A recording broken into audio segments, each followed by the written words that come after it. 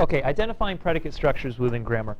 We've so far taken a look at the basics of the sentence structure, and that is the noun verb, the subject predicate. But now you'll find that quite a lot lies usually to the right of the verb in any sentence. And we're going to take a look at some of those predicate structures in class today. It starts, where we've done this before, by identifying the subject and the predicate. Anytime you have to analyze a sentence, you must identify the core noun and verb. And don't forget, especially in the sentences that you've pulled from your own writing, the chances are really good you have multiple noun-verb pairings because you have multiple clauses. And we'll see that when we see some more complex examples. The second question is a new question for us in this class, but probably an old one considering what you've learned in English classes before. And that's whether or not the verb is a linking verb or an action verb. So this starts us on our new material. You must understand the verb before you can understand what kind of predicate structures you have in the sentence. Is this a linking verb or is it an action verb? Can somebody give me an example of an action verb? Yes, Aaron. Run. Run. Very good. Give me more. You're very happy about that. I like run too. Yes. Jump. Whoa. I know you wanted to be able to hear it on YouTube. I understand. Jump. Come on, give me more. I like those. Those are very active. Give me some swim. Run, jump, swim. We are very active today. Yes. Tackle. There we go. Come on, more. High five. Actually, that could be used as a verb. Zahara. Eat. Good. Shout. Shout. I like it. Last period, for some reason, they were all extraordinarily negative. Devour, destroy, assault. And I thought, wow, I felt scared. Especially because there were 29 of them in that room, and, you know, I was a little freaked out. Linking verbs. Somebody give me a linking verb. Yes. Is. Very good. The number one linking verb. Yes. Was. Same verb, to be. Can somebody give me another linking verb that's not to be? Are is still to be. No. It's Evan, have is actually one of the weakest action verbs you can use, which is why I coach against it so often. If I have a cup, I possess it. It's an action. It just seems inactive, but it's actually an action verb. Can is a helping verb. So can will be connected to another verb, like I can run or I can be. Okay? So unless you're talking about canning as in fruits and vegetables, in which case that's also an action verb. I was thinking of become, seem, feel. These are linking verbs as well.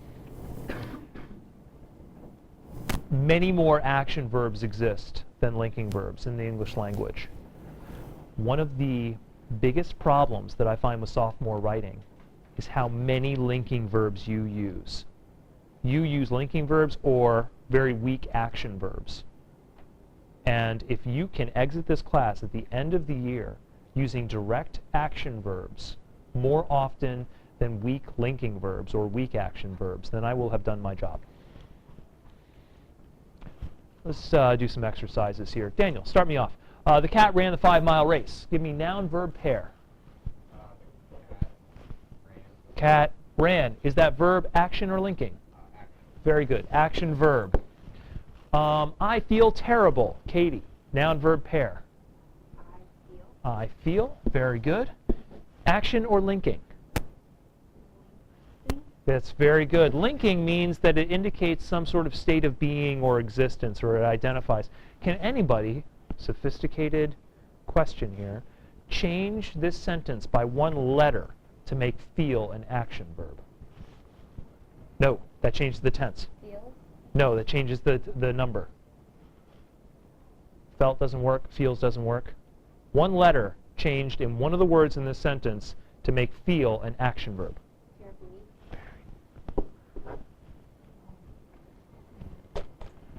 I feel terrible means what? What does I feel terrible mean? I feel sick, right? There's something wrong with my health. I feel terribly means I feel terribly. I don't do it very well. I don't know what I'm doing with my hands. That is now an action verb as opposed to a linking verb. So, lesson to be learned, some verbs are both, depending upon their usage. So if you say, I feel terrible, it's linking. If you say, I feel terribly, it's action. Oh, Thank you, Katie. That movie was awesome. Kale, noun verb pair. Movie was. Very good. Action or linking? Very good. Marisa, John ate his hamster. John ate. Action or linking? Very good. All right. What? What? I don't know. Folks, try writing. Yeah, it was bite-sized, right? Try writing sentence after sentence after sentence. I'm not a dull person. I need to be entertained. All right? Yeah, let's not start with that. Okay. We already asked the question of is it an action verb. This next piece of information is very important. If you have a linking verb, you have one or more, or possibly none, of these structures. Linking verbs lead to predicate adjectives or predicate nominatives. That's the subject for tomorrow. We'll look at linking verbs and the predicate adjectives and nominatives. If the answer to the question is action verb, then you have a direct object and or an indirect object. And that's our focus today. Direct and indirect objects. Once again, this should be a grammar concept that is familiar to you. Do any of you remember the definition of a direct object? What is a direct object in grammar? Katie? It receives the verb. Receives the action of the verb directly.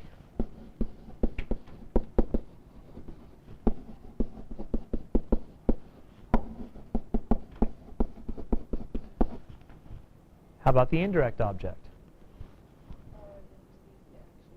That's right, receives the action indirectly.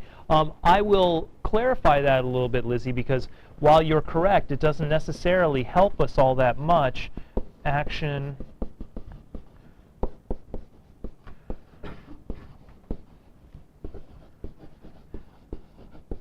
I'm going to use almost scientific terminology there. It receives the action through a medium, receives the action through something else.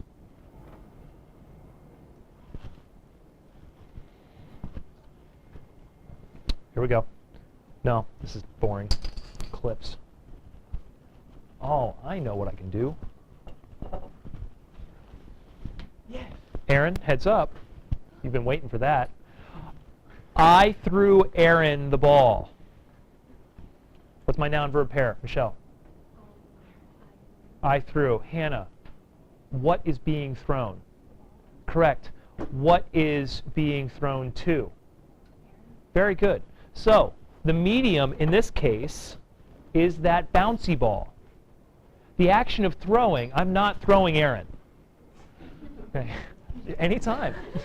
Anytime I can help. I'm not throwing Aaron. I probably wouldn't be very good at it, and that might be one of those things that makes me lose my job. So, I'm not throwing Aaron. I'm throwing the ball. She's receiving the action of throwing through a medium, through the ball. The ball is directly being thrown. So that's the significant difference between the direct and the indirect object.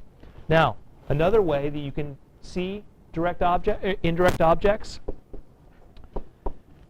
can they fit into a to prepositional phrase, sometimes a for prepositional phrase. So here's the sentence. I threw Aaron the ball. If I can write, I threw the ball to Aaron, then that helps me understand that Aaron's an indirect object. Indirect objects often follow the word to or for, or can follow the word to or for. And that's what we're looking at today. Let's go back to our examples. We have two action verbs up here. The cat ran the 5-mile race and John ate his hamster. Who wants to give a shot on one of those, looking for direct and or indirect objects? Zach. Well, the cat ran the 5-mile race. It's the what? Is the direct object. That's correct. It's the thing being run. And John ate his hamster. Philip.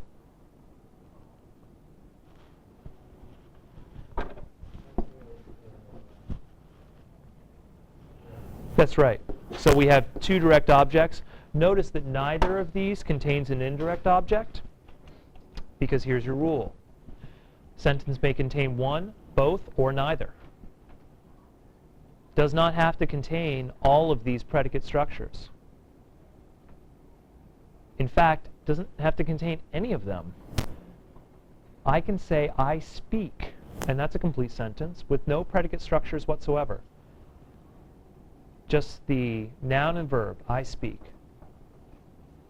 So I do not want you to be under the false impression that you must find one of these in a sentence.